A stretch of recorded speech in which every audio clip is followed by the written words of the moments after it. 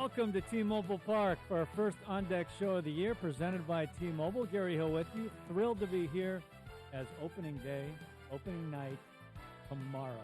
Last workouts going on right now. The Mariners on the field playing some catch. We'll check in with them as we move through the next hour. We have a very fun show for you. Trevor Gooby is here. We'll talk to him in just a couple of minutes. Jared Apoto is going to join us. We have a lot to talk about with the general manager of the Mariners. We'll talk about how the spring went and what he's looking forward to as we start the regular season against the San Francisco Giants tomorrow. First pitch at 7:10.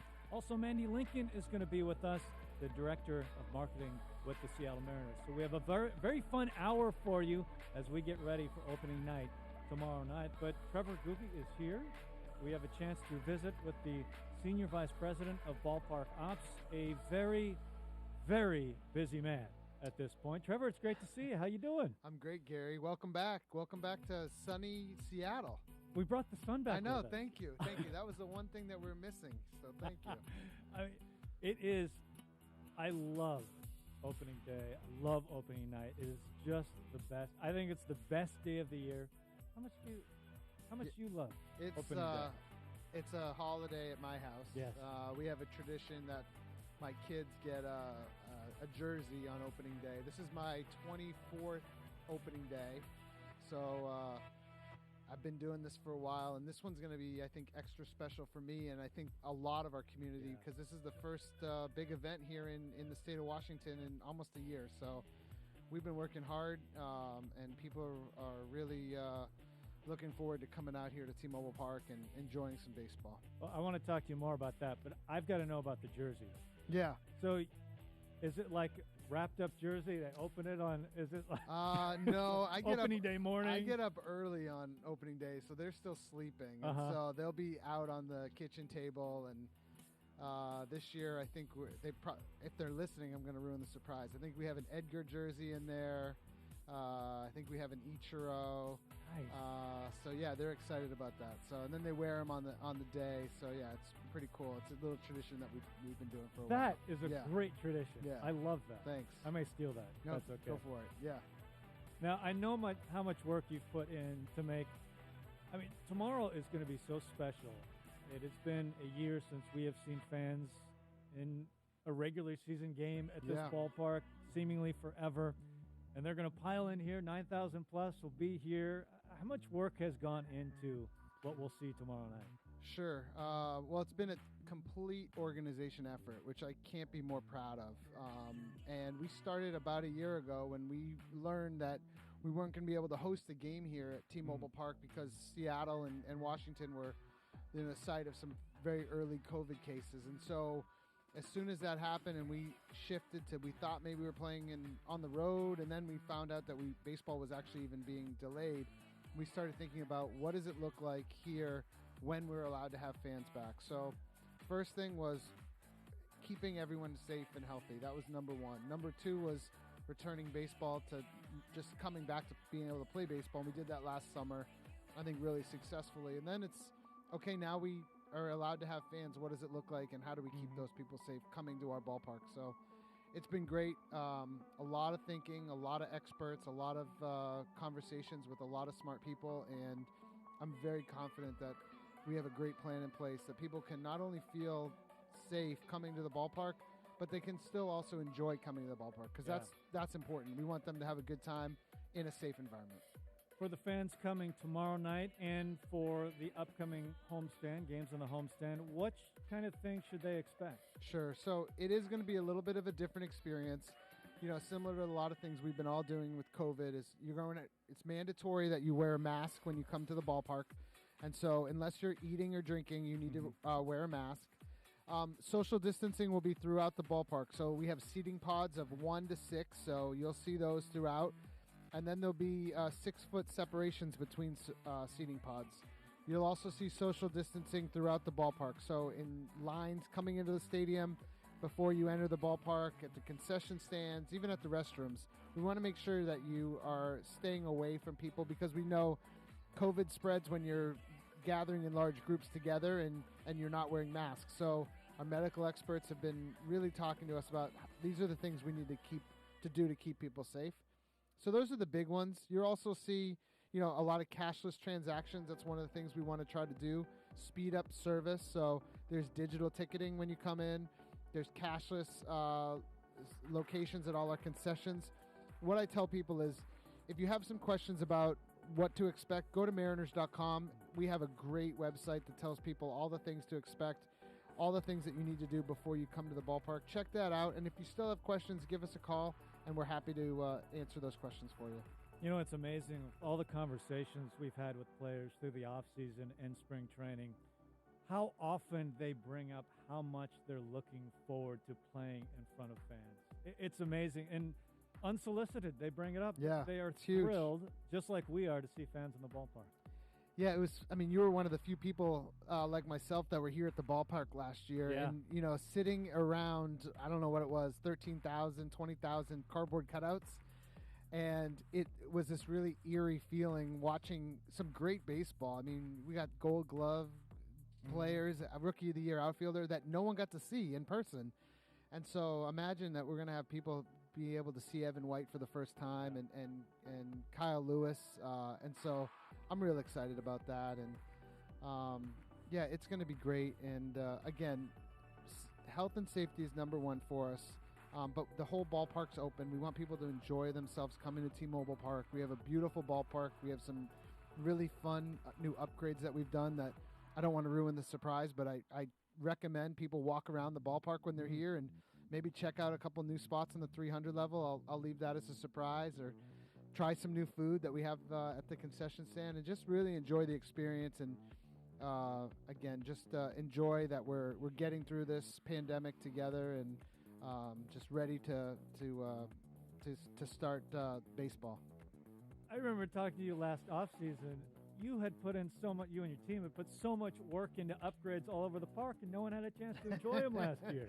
Yeah, those things got finished. It's pretty crazy. They got finished like literally the day before we shut down. And so, yeah, people are going to really, I think, enjoy seeing those, the boardwalk and some other things in the 300 level. And, yeah, so I'm excited for people to touch and feel those things, and that's always cool.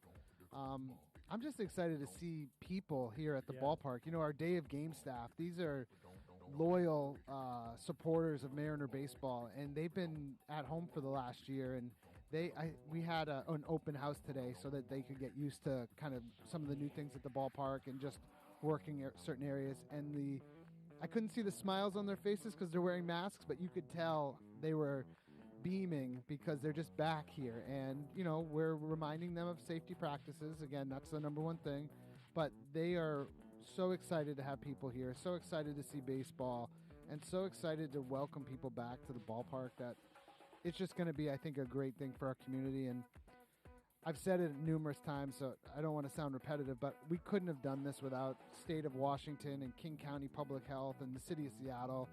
They have been tremendous partners through all of this, and really challenged us to say, okay, think about this and think about that, and wanting, again, to make sure everyone's staying safe and doing the things we're supposed to be doing.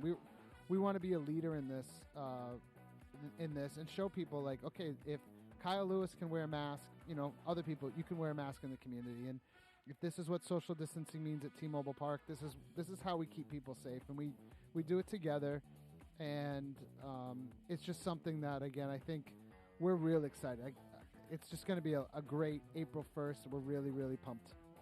Yeah, all that hard work is going to pay off tomorrow when we see people in the stands. There was this moment in spring training because there were fans at the games in the spring, and it was a little moment, but it was so much. It meant so much.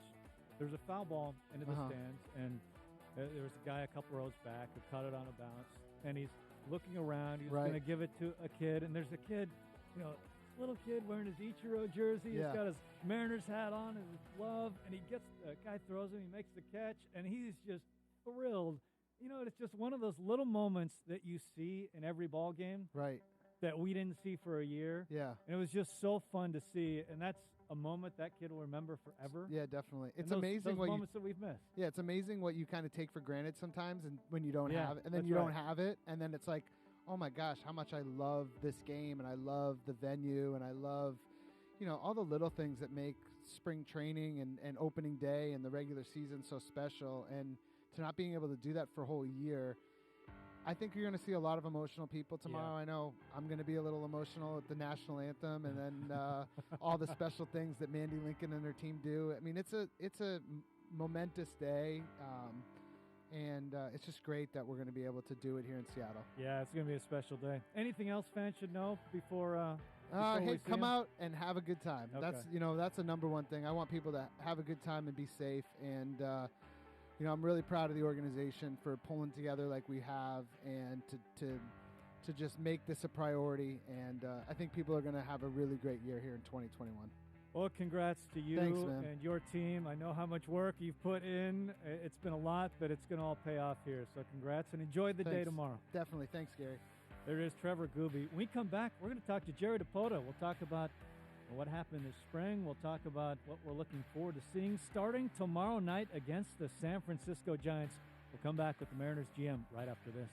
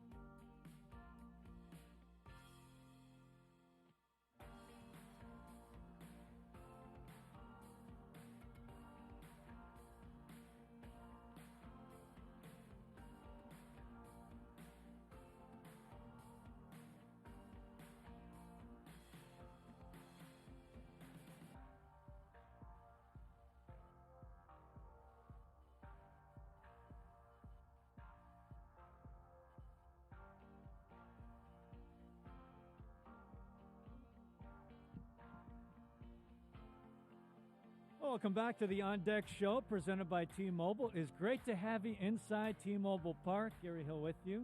Glad to be joined by Jerry DiPoto as the team is on the field, getting their practice in, their final workout before the regular season starts tomorrow night against the San Francisco Giants. It is finally here. We've been waiting for this day for so long.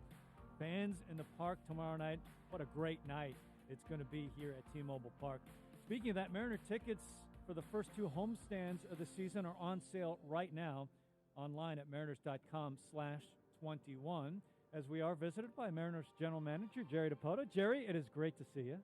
It is better to be seeing you here at T-Mobile Park. Yeah, this is, I said when I walked in today, I don't know if it's just because we're at home or we know tomorrow's opening day, but this is the most beautiful day we've had all spring. Isn't it? Including what we have down in Arizona. It's terrific weather and sun's shining and people are on the field playing baseball in Seattle.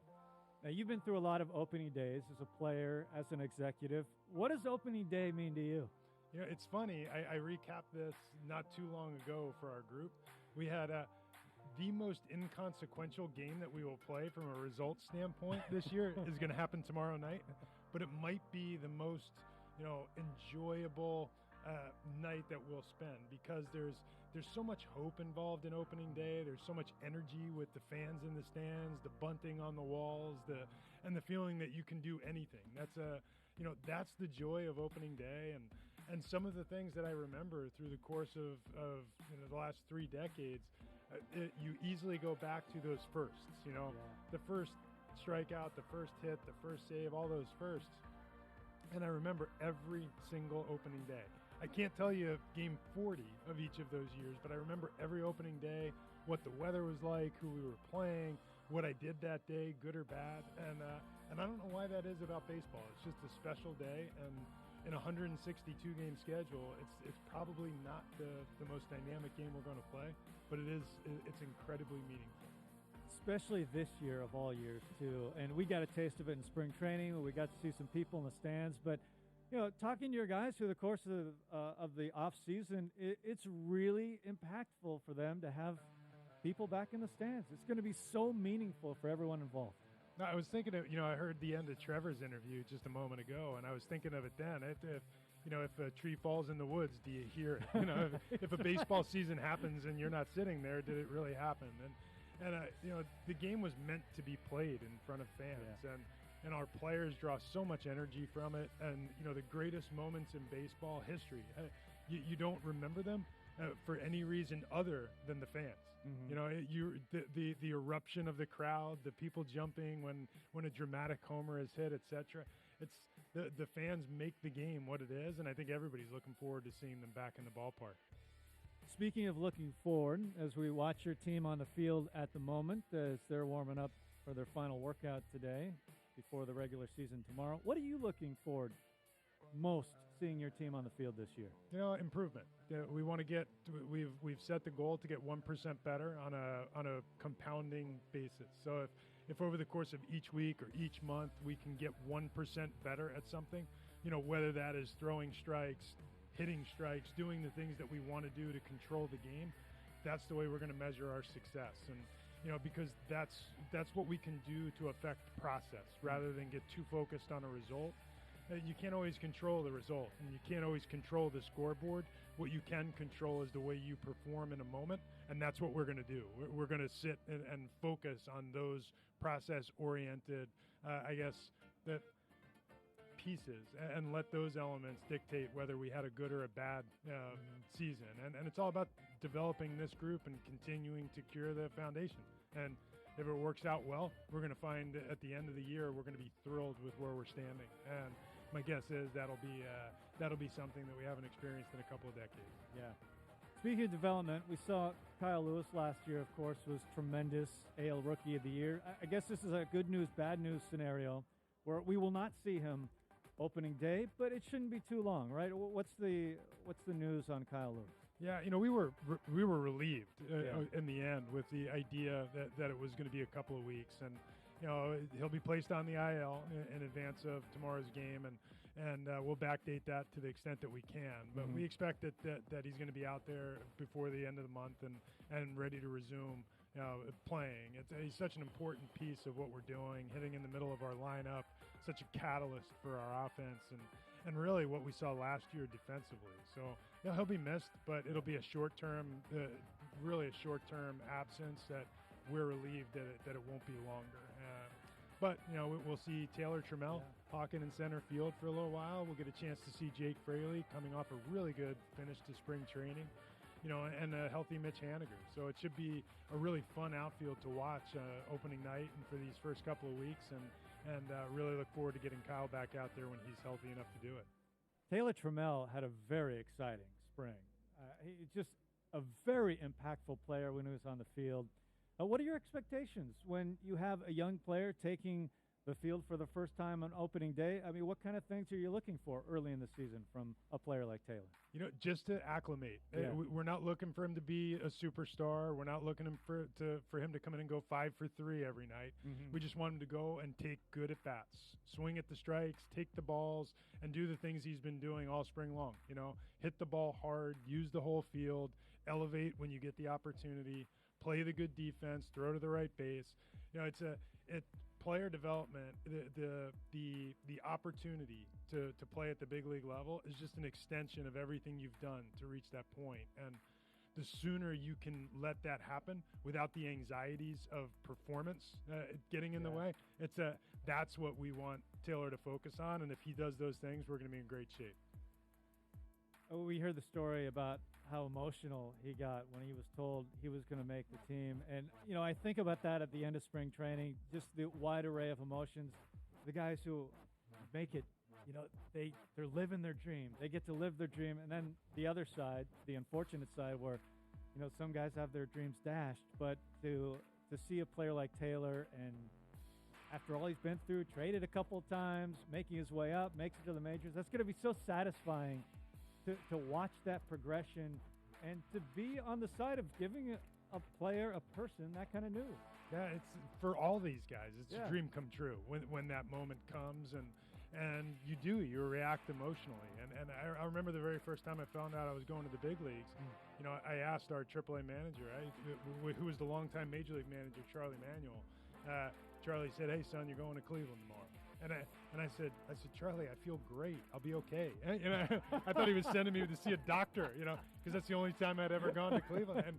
And I was so excited. And the first thing you want to do is you just want to go call your dad and tell him you made it, and call your mom and thank her for everything she ever did. And as Taylor found out, all of the emotion, all the days in Little League, all the days where your parents are dropping you off at practices, all the days coming through the minor leagues, where you're eating peanut butter and jelly sandwiches and drinking soup broth, to get the opportunity to play at this level, every bit of it is worth it. When somebody gives you that news, it's just such a cool feeling. Yeah, no doubt about it. Tomorrow's going to be so fun, too, as you get to hand the ball to Marco Gonzalez on the opener, and I can't imagine more of who better you'd want to take them out here on opening night. Steady Eddie. Yeah, that's right. It's, or Steady Marco. Maybe we'll just rename the moniker. But he's been so steady from the day he arrived. And I think from the start of the 2018 season through today, really one of the underappreciated, consistent performers in Major League Baseball. And I'm not sure outside of the Pacific Northwest how many people really understand the impact that Marco has had. And he doesn't do it through gaudy strikeout totals or big velocity. He does it with maddening consistency and wonderful command of his whole repertoire. And he does it with a tremendous amount of confidence. And I think that's what separates Marco as a competitor from so many others. And his third opening day start, he's had him now in a couple of different countries. That's right. Which is a really cool piece. And I think Marco is, his heartbeat is just right for opening day.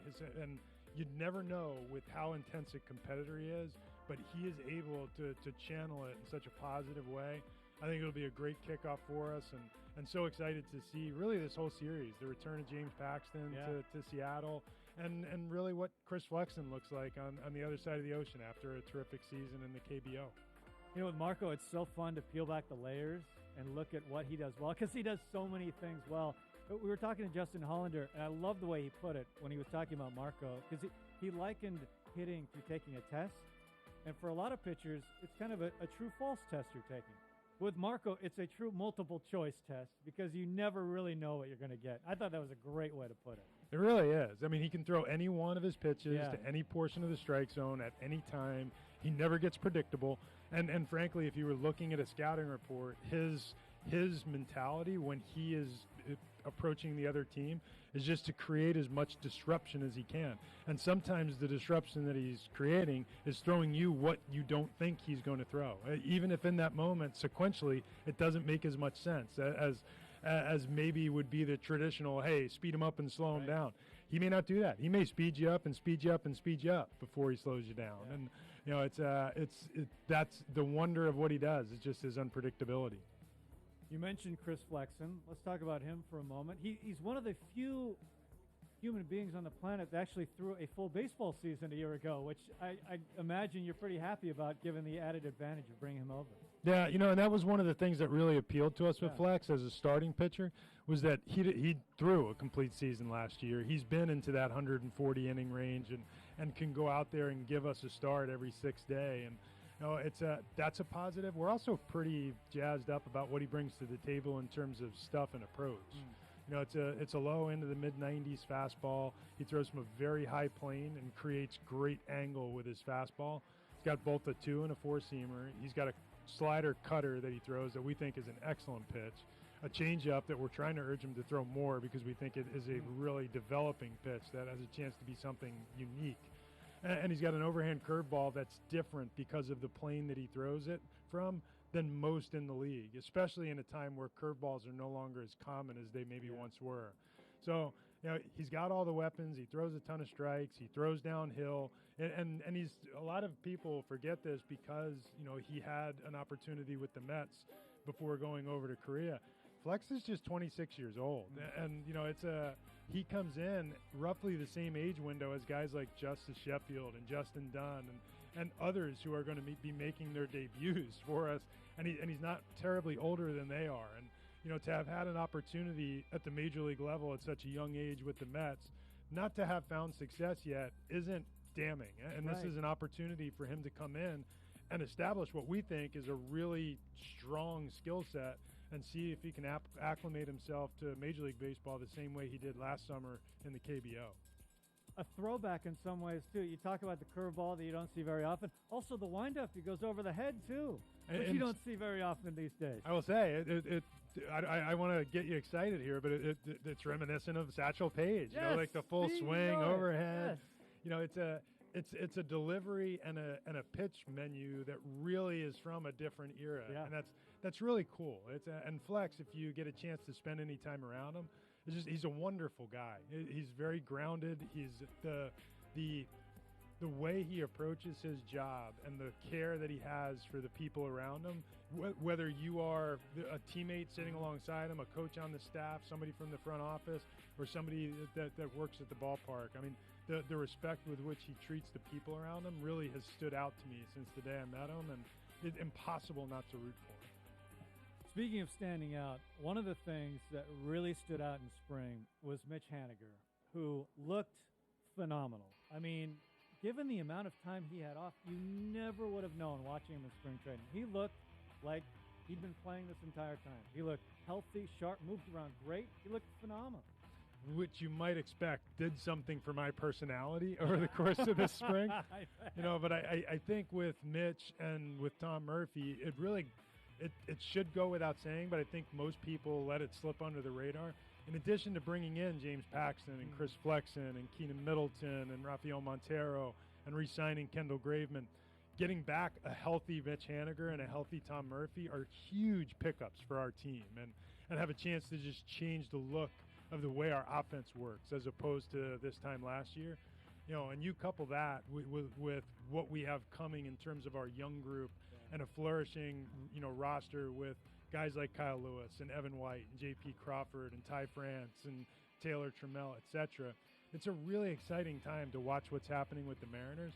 But those, you know, Hanny and Murph coming back and stabilizing us with Kyle Seager, giving us some veteran presence with guys who've been through these battles before is such an exciting thing. And I'm thrilled for Mitch because No one had to deal with more disappointment and frankly more pain than he had to deal with as a player over the last couple of years, and so thrilled for him to be back healthy and doing the things that he does so well. I mean, he means so much to your club. When you look at his production, his last healthy season in 18, he was an all-star. He was tremendously productive, and he's a really, really good player, which goes without saying. That was a big piece missing the last year and a half. You know, we talk about players now in this generation. We reference their WAR value, their wins above replacement, which is, you know, it's a metric that captures the balance in a player, and you know, so that the player who excels in the batter's box with power, with patience, with defense, with base running, you know, those players will get rewarded at the highest level in terms of their WAR value. And Mitch excels in generating WAR value because that's how well developed or well balanced his game is. And you know, I 2 years ago, before his injuries, he was a 6-win player. That is a very lofty, you know, WAR number, or very rare air, you know, so to speak. I think just using 5 WAR as a barometer, you know, the prognostications this year I think have 6 players forecast for 5 or more wins, and you know, that's a land that Mitch has been to. That is a land that Kyle Seager back in 2016 has been to, and you know, that's such a heavy number, and if you can throw that kind of number out on a field, it changes the way a team works, and we're so excited for that with Mitch, and really just it's fun to have him back because of the stability it presents our team. More than anything, that a single skill presents, that stability that he gives our club is just amazing. And you mentioned Paxton coming back too. One of the joys of spring was, first of all, just to see Paxton on the mound in a Mariners uniform, the beard back. I mean, it looked like, yes, this is James Paxton. And then just unleashing his heater, his improved changeup, which he busted out several times this spring, which was nice. The slider as well. I mean, he looked phenomenal in the 2 starts we saw him in. I don't know how you could look better, you know, and his changeup, I've seen him throw more changeups. I said this down there. I've seen him throw more changeups in spring training 2021 than I saw him throw from 2016 through 2018. And it really has become such a nice pitch for him. It's a great change of pace. It's got that little dip on the end. And it's for someone who has those power weapons, you know, the riding fastball, the power breaking ball. And James, as we remember back in 16, came up with that power cutter, you know, to go with the big curveball. You know, he's got the strikeout stuff. He's always missed bats, and we saw it in its full glory in spring training when it felt like he was striking out every hitter he faced. Yeah, it's funny. He struck out. Watching, he throws 2 straight changeups to get a strikeout, and you know, Justin Hollander was right next to me with a piece of glass, you know, separated. I'm like, it's always good to be separated by glass from Johnny. Through. I was like, 2 changeups, right? And he's like, yeah, this is amazing. I mean, to go with everything else he's got, that was impressive. Overnight, he turned into Tom Glavine. Now he's pitching in a rocking chair. Right? And you know, you mentioned him on the field, and that's obvious, the production, but also, what a great guy to bring back into the clubhouse as well. Now, James has grown so much, you know, and he was always well prepared, very thoughtful, a wonderful guy, and just generally a good teammate. But what we've seen this year is just taking it to a different level in terms of the way he communicates, especially with his veteran teammates, and the way he has willingly sought out and mentored his young teammates. Some that even aren't in the big leagues yet, that he really embraced down in spring training. And you know, you can't feel better as a front office or you know, an organization than having a player like that, you know, in your midst, because it's for a guy who's had the success that Pax has had in this league, who has the respect of everyone down in that clubhouse, to reach out and connect those different dots. It's one thing when you're able to just go out and prepare yourself, focus on the goal, and prove a good example. It's another thing when you're willing to lend your voice to teaching the young players and helping to create guide. And he's doing that. He's doing it willingly. And when we were recruiting him to come back to Seattle, he said that was one of the things that excited him about coming back to the Mariners with this core of players, was to get with this young group and really show them some of the things that he's learned through the years. and really some of the nuance that he picked up in the 2 years in the Bronx, which doesn't go unnoticed. They're fairly used to winning over there. Yeah. It was interesting to hear him talk about his first playoff appearance. So he couldn't feel his body. I mean, and then 3 appearances into the playoffs, he gets used to it. But to go through that doesn't hurt. It really doesn't, and it's kind of like I was talking about with Taylor Trammell acclimating to the big leagues. Every step that you take, when you go through those postseason, I can tell you as a general manager, when you're sitting there watching the team play the first postseason game, your heart is going 100 miles an hour. You feel like, all right, slow this down, slow it down. And now imagine it at 1,000 times that sensation when you're out there on the mound and controlling the pitches in that game. And so much about the game is about finding your zone. You've heard it called the zone. You have to find that level where you can manage your heart rate and compete just like you did in Little League, just like you did in high school, and the postseason. This is what I thought Derek Jeter, maybe more than any player in the last 30 years, represented. He could step out on the field in October, and it was just like Tuesday in high school back in Michigan. He managed his emotions so well. Your offseason, you did a lot of remaking of the bullpen. Some new faces down there the fans will see. And I guess when I look at the bullpen, stuff kind of leaps off the page. Just the pure stuff, the velocity, the breaking stuff that we're going to see from this group this year. So exciting. Yeah. And we've, 2016, 17, 18, in those years we had one of the better bullpens in the American League for quite some time. Mostly driven by Edwin Diaz, but we had so many unique guys. The angles of Steve Cishek, the deception of Nick Vincent. There were so many guys. The calm, cool of Alex Colomé. So many guys contributed to doing it in so many different ways. But with the exception of Edwin, the one thing we really never had was big stuff. Velocity, and it's been such a transformation for us. In 2016, I believe 2/3 of the way through the season, when Edwin took over as our closer, we had the lowest average velocity of any bullpen in the American League, and I think we had the 4th lowest ERA, which is, those things usually don't go together. And now flash forward, and we've got a host of guys that throw north of 95 miles an hour with what I think are well above average breaking balls. We've got the forecast for the future. We've got more young pitchers coming with that kind of physical ability, including something to look forward to later in 21 and even into 22 with guys like Andres Munoz and Ken Giles. But, it's a stuffy bullpen and gives us, I think, a higher floor than the group in 2020 because Rafael Montero has been through this. And we'll see Kendall Graveman pitch his first full season as a reliever, but he's been through the wars as a starter and can bring stability in that way. We're going to have guys like Anthony Mashevitz, who's gone through this once now and knows what to expect.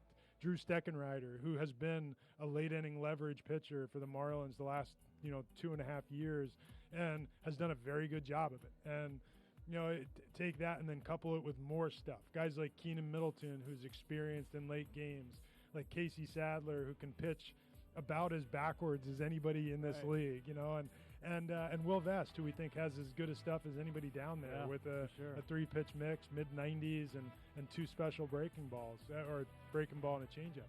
It's a unique group. I do feel some level of excitement. And I think I'm more optimistic about what the upside of our bullpen has the chance to become, largely because there's so much untapped physical ability, in that group. And hopefully the idea that we raise the floor some, in addition to adding some ceiling, is that gives us something to look forward to in 21.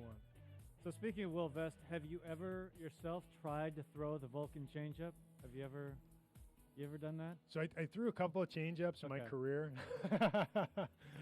I was not really a go soft type of guy, but we had I was throwing one day. This is just to give you a relative, example of the quality of my changeup. I was in hooked horns with one of the toughest, if not the toughest hitter I ever had to face personally, was Ray Langford. Really? He Ray owned me. Langford? I couldn't get him out. And And we're locked up in a one of those 10 or 12 pitch type at bats at Coors Field back in the day. And Jeff Reed was our catcher, and Reeder ran out to the mound 10 pitches in, and he said, "Hey, just throw him a changeup. It doesn't have to be a good one. Just give me a changeup. He's gonna pop it up, and we'll get out of here." And I said, "Okay." And I don't know if you're familiar with Coors Field. Like, there's a purple line that exists a mile up in the stands. I love it. That looks like 2 ballparks away from home plate. Yeah, it's a million miles up there. Right, and it felt like it was a million miles away until Ray Langford hit those seats on that next changeup. But I threw a strike with it, and I really respect guys who have the ability to go back and forth, because it's such a weapon. When major league hitters are now geared to hit 95 plus, and Will has that, when you can back it up, and he really can just stop the ball, almost suspended in midair with a diving action. When you can do that, what that does to hitters is amazing. It's and frankly, what we saw with Keenan Middleton, who really came a long way with his changeup in the spring, what we saw with James Paxton, and what we think we're watching with Chris Flexon. Guys that can do that can back up the ball and create reverse action. It's just almost impossible to hit when they execute it. I wish I would have ever had that sensation personally, but I can tell you I really enjoy scouting it and watching it from my chair now. Yeah, no doubt. One last thing before you go. I love the beginning of every season, obviously, because we have regular season baseball. Yet, it is so hard to analyze because it's such a small sample when you're talking about the first week or first week and a half. So it's always hard to resist drawing conclusions. How do you watch the beginning of a season? How do you look at the first week, first couple of weeks? I think the best way to look at a baseball season is just to trisect it. The first third of the season, you're roughly giving these guys an opportunity to play and seeing what you have. The second third of the season, you're trying to identify where you need to fill the holes to give the group as good a chance as you can to finish strong. And then the third, section of the season or trimester of the season is sending the best group out there that you can and, running for the hills. Let's try to win this. And that's the way I look at all of them. So in the first third of the season, I'm watching through the eyes of an evaluator. In the second third of the season, I'm looking through the eyes of a helper. What can I do to assist this group? What can we go out and acquire to help? Whether that be trade or pulling from our minor league system, etc. And then the third section of the season, I'm watching as a fan. There's not a lot else we can do. We're just rooting them on. Come on, guys, you can do it. But it's I love each one of them for what they are. And if truth be told, when you do the first two right, the third one is so much fun to be a part of.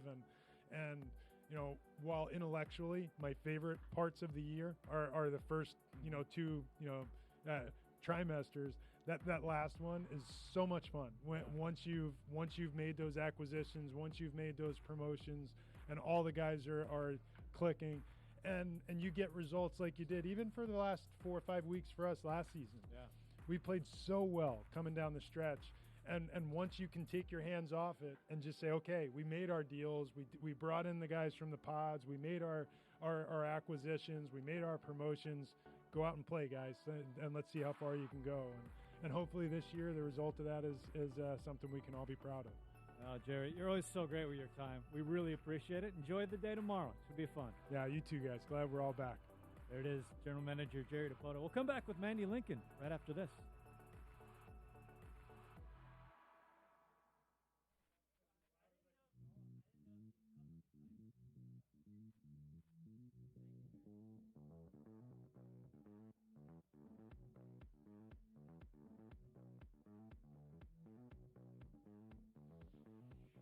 So,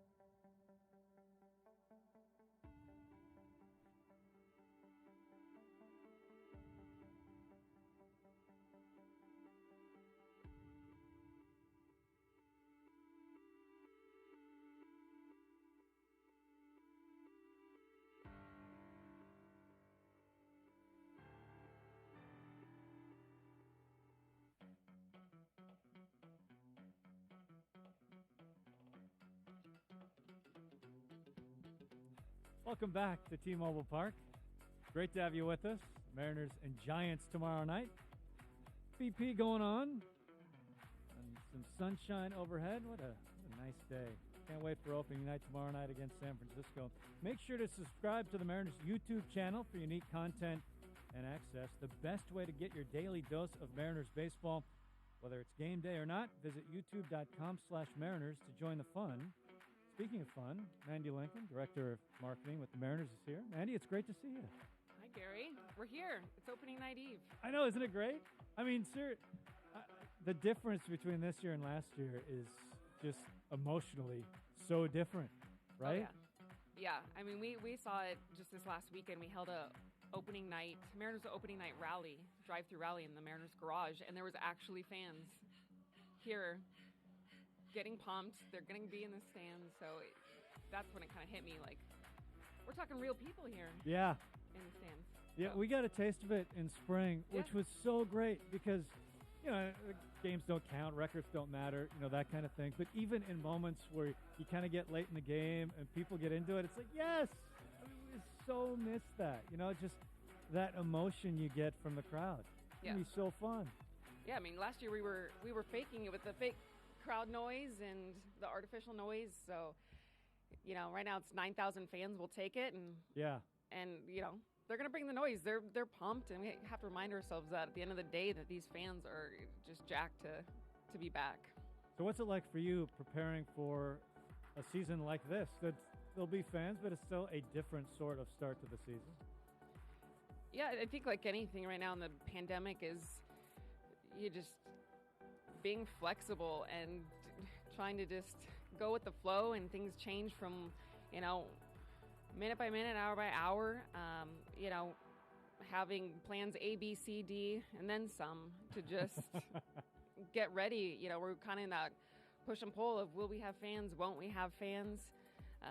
So shout out to Tyler Thompson, who produces our shows. I'm guessing he's listening today wherever he may be. And he's kept us on our toes, kept things moving along so that, we'll have a show to delight fans. So definitely crazy, but it's coming tomorrow, whether we're ready or not, but we're excited for it. I always know baseball season has arrived when I see the players run down the carpet in introduction. I love that on opening night. Yeah, players will be introduced tomorrow. Some of our opening night traditions, they'll be there. They might look and feel a little different because of protocols. So, for example, usually we have the long run from right field in. Now they're going to have the shorter run in from the Mariners dugout, but still a run. We'll still have our moments. There's going to be some, James Paxton when he gets announced. Yeah. First time fans have seen him. Mitch Haniger when he gets announced. Like there's going to be some fun introductions there. But, just in general, you'll see the same traditions you've come to love. The run around the bases with a Make-A-Wish child. We're doing that again. It's just going to be virtual this time. We'll play back for fans here in Park. So just little twists, but we'll still have the pageantry. We'll still have the buntings hung. The tradition will still be there. We've got some awards to hand out to Kyle Lewis, J.P. Crawford, and Evan White. So some fun, ovation moments and crowd pleasers. And then, a big part of it is going to be involving the men and women who've been on the front lines for the last year. We've all been through so much, and we wouldn't be back here at this ballpark if it weren't for them. So we're going to shine a spotlight on healthcare workers throughout, not only opening night pregame, but throughout the season. Yeah, you mentioned the James Paxton ovation. It reminds me of one of my favorite moments in the spring after his first start. The first time we saw him against the Brewers, he's walking off the field and he gets a spring training standing ovation, which I don't think I've ever seen before. It was amazing. But to your point, fans are going to be thrilled to see him on the field. Yeah. So there'll be a lot of great moments. We've got a local doctor, the Seattle Children's chief pediatric resident, Dr. Jonathan Awar. He's going to come sing the national anthem. Our ceremonial first pitch is going to be a special presentation where we're going to, highlight 3 individuals who were instrumental in helping us get this ballpark, safe for fans' returns. So we have a nurse from Virginia Mason Franciscan Health, Karen Dykes, will be throwing out the actual first pitch. we have a very, nice video piece that's just celebrating, our community's return and these healthcare workers. So a lot of a little bit of something for everybody. Yeah, no, it's going to be fun. I mean, not only opening night, but the entire first homestand with the White Sox coming in after, which is going to be a really fun series as well. And yeah, after opening night, it just continues, right? Yeah, I mean, that's the thing is we get the hype up for opening night, and then, we wake up the next morning, we're like, okay, we got game 2, and then game 3, and game 4, and 5, 6. So our productions team has been cranking and producing a lot of content and getting us ready to put on a show for these 9,000 fans. We're so pumped that we're going to have an audience to play to this year. Yeah, it's going to be fun. I can't wait. Anything else fans should know coming to the ballpark here the first week, or what we should look forward to in the first part of this season? I'm going to give a little sneak peek here that, as we're trying to, again, live in these crazy times with protocols is, fans will see other ways that we're going to try to tweak our show. Traditionally we've had guests out on the field to throw out a first pitch. Well, protocols are prohibiting that right now. So we're going to go way back to 100 years ago when the presidential first pitch out of the stands took place, and invite out some guests and partners to throw out the first pitch from a couple rows back onto the field. So I love that. We're making do with what we've got to work with, but still finding ways to entertain and keep some of those traditions alive. I love the old-timey pictures of president from the first row. That's so great. Yeah, love that. Yeah, so little things like that I think we'll see pop up as we continue to put together our show and navigate what we can and can't do when it comes to our show. So. Yeah. Well, it's going to be fun.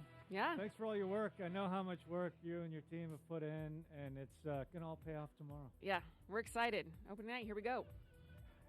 Thanks a lot, Mandy. Thanks, Gary. Mandy Lincoln from the Mariners. As we're just about done here for our show today, the On Deck Show, brought to you by T-Mobile. Thanks a lot to Trevor Gooby, who is here, Jerry DePoto, who gave us a lot of time looking forward to this season coming up, for Tim Walsh as well, all his work. This is Gary Hill, as we'll take you out with a little BP action. Make sure to join us tomorrow with Aaron Goldsmith.